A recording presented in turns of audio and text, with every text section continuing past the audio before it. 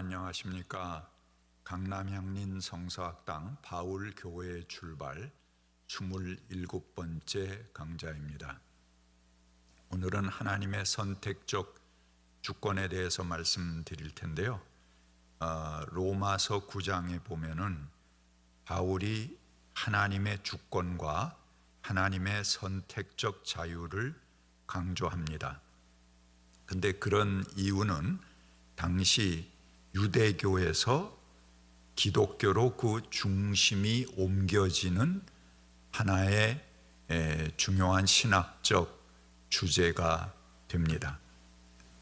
그 이후에 약 1500년 이후에 종교개혁 시대에 가톨릭에서 개신교로 중심이 옮겨질 때, 그때 칼빈은 예정론이라는 신학적 명제로 다시 이 선택적 주권을 강조하게 됩니다.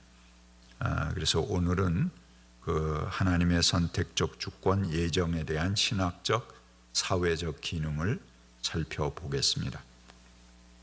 먼저 좀 긴 본문인데 로마서 9장 7절부터 21절까지를 한번 읽어보고, 여기서 여러분들이 주목하실 것은 하나님께서 왜 에서를 버리셨는가 하는 주제에 대해서 한번 생각해 보시기 바랍니다. 제가 읽겠습니다. 아브라함의 자손이라고 해서 다 그의 자녀가 아닙니다. 다만 이삭에게서 태어난 사람만을 너의 자손이라고 부르겠다 하셨습니다. 곧 육신의 자녀가 하나님의 자녀로 되는 것이 아니라 약속의 자녀가 참 자손으로 여겨주심을 받습니다. 그 약속의 말씀은 내년에 내가 다시 올 때쯤에는 사라에게 아들이 있을 것이다 한 것입니다. 그뿐만 아니라 리브가도 우리 조상 이삭 한 사람에게서 쌍둥이 아들을 수태하였는데, 그들이 태어나기도 전에 무슨 선이나 악을 행하기도 전에 택하심을 따라 세우신 하나님의 뜻이 지속되게 하시며, 하나님의 이러한 일이 사람의 행위에 근거하는 것이 아니라 부르시는 분께 달려 있음을 나타내시려고 리브가에게 형이 동생을 섬길 것이다 하고 말씀하셨습니다. 그것은 기록된 바 내가 야곱을 사랑하고 에서를 미워하였다 하는 것과 같습니다. 그러면 우리가 무엇이라고 말을 해야 하겠습니까? 하나님이 불공평하신 분이라는 말입니까? 그럴 수 없습니다. 하나님께서 모세에게 말씀하시기를 내가 긍휼히 여길 사람을 긍휼히 여기고 불쌍히 여길 사람을 불쌍히 여기겠다 하셨습니다. 그러므로 그것은 사람의 의지나 노력에 달려 있는 것이 아니라 하나님의 자비에 달려 있습니다. 그래서 성경에 바로를 두고 말씀하시기를 내가 이 일을 하려고 너를 세웠다. 곧 너로 말미암아 내 능력을 나타내고 내 이름을 온 땅에 전파하게 하려는 것이다 하셨습니다. 그러므로 하나님께서는 긍휼히 여기시고자 하는 사람을 긍휼히 여기시고 완악하게 하시고자 하는 사람을 완악하게 하십니다. 그러면 여러분은 제각기 내게 이렇게 말할 것입니다. 그렇다면 어찌하여 하나님께서는 사람을 책망하시는가? 누가 하나님의 뜻을 거역할 수 있다는 말인가? 그러나 사람이 무엇이기에 하나님께 감히 말대답합니까? 만들어진 것이 만드신 분에게 어찌하여 나를 이렇게 만들었습니까? 하고 말할 수 있습니까?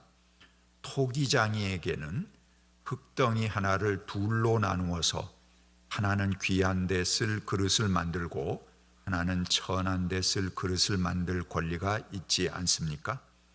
좀 긴 본문이었습니다. 하나님이 모세를 부르실 때 한쪽으로는 바로의 마음을 강팍하게 만드십니다.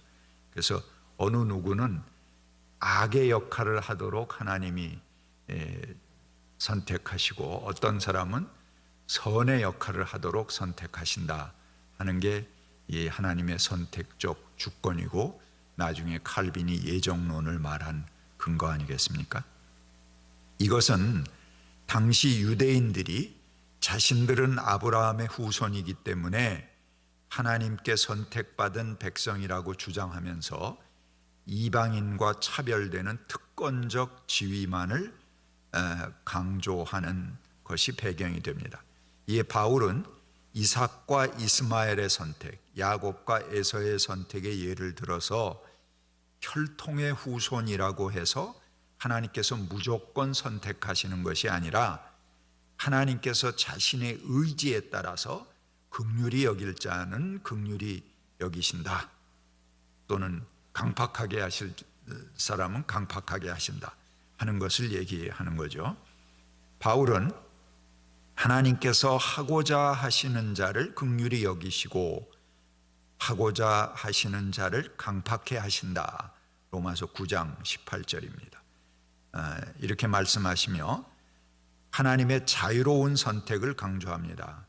21절에는 토기장이가 흙 한 덩어리로는 귀히 쓸 것을, 또 다른 한 덩어리는 천히 쓸 그릇을 만드는 권한이 있는 것과 같다, 이렇게 말합니다. 그래서 내가 내 백성 아닌 자를 내 백성이라, 사랑치 아니한 자를 사랑한 자라 부르리라 하는 호세아 2장 23절의 말씀을 인용하면서 내가 당연한 것으로 생각하지만 그것은 아니다, 결정은 하나님께서 하실 뿐이다 라는 하나님의 자유를 강조합니다.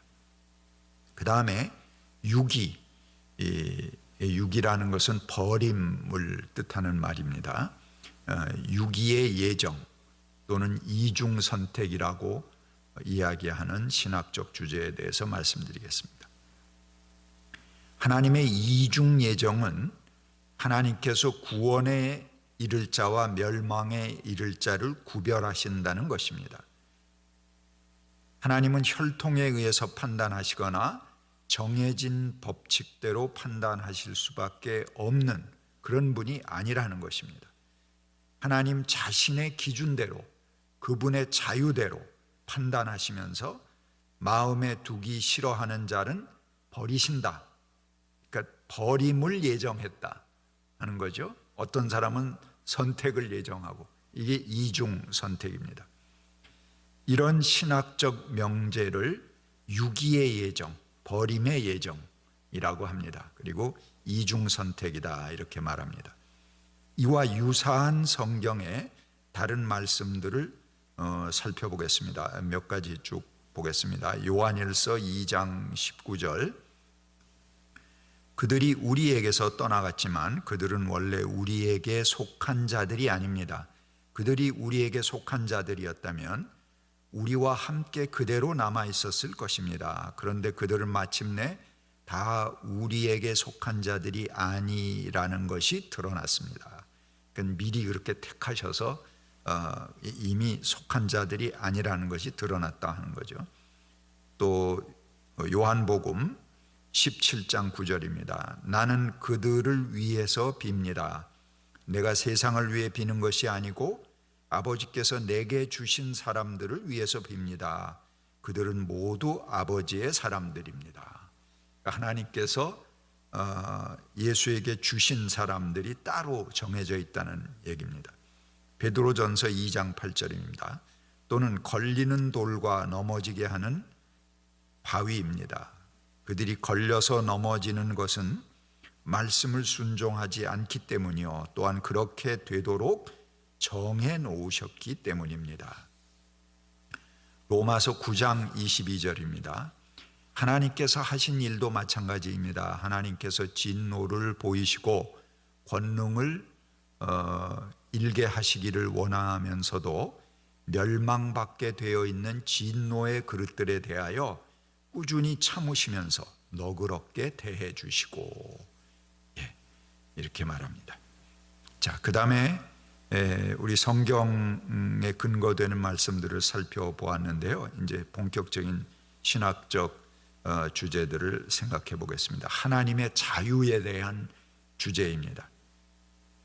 사람들은 자꾸 하나님께서 인간을 구원하시는, 또 구원할 수밖에 없는 이런저런 법칙을 만들어서 하나님을 묶어 놓으려고 합니다. 그런데 그것은 사실은 자기 확신, 자기 구원의 확실성을 담보받고 싶어서 그렇게 하는 것입니다. 하지만 하나님이 만약에 인간이 만든 그 틀 속에 구속되신다면은 그럼 하나님이 아니죠. 만약 하나님께서 자신의 의지대로 버리는 사람이 없이 모두를 구원하셔야 되는 그런 어떤 법칙에 의해서 모두를 구원하셔야 한다면 하나님은 무용지물이 됩니다. 그래서 하나님의 주권은 제한됩니다. 하나님은 어느 누구를 당연히 구원해야 되는 법칙에 매이지 않으시는 분입니다. 그러므로 왜 누구는 구원받고 누구는 버림받느냐 하고 하나님께 따질 수 없다는 것입니다. 이게 로마서 9장의 바울의 중요한 논지죠.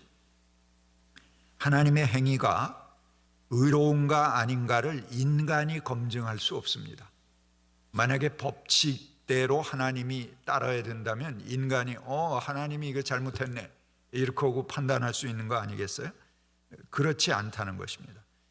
그것을 따지는 것은 피조물의 범위를 벗어나는 것이며 마치 자신이 하나님의 위치가 되어서 하나님을 판단하고자 하는 것이 되어버립니다.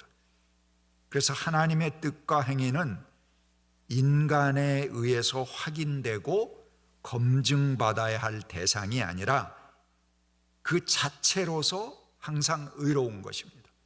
그 자체로 의의 기준이 되고 표준이 되는 것입니다. 하나님의 주권을 말하는 것은 항상 정치 권력이든지 종교 권력이든지 지금의 체계와 질서에 대해서 부정하고 새로운 것을 추구할 때 이 하나님의 주권이라는 것이 강조되는 것을 우리는 볼 수 있습니다.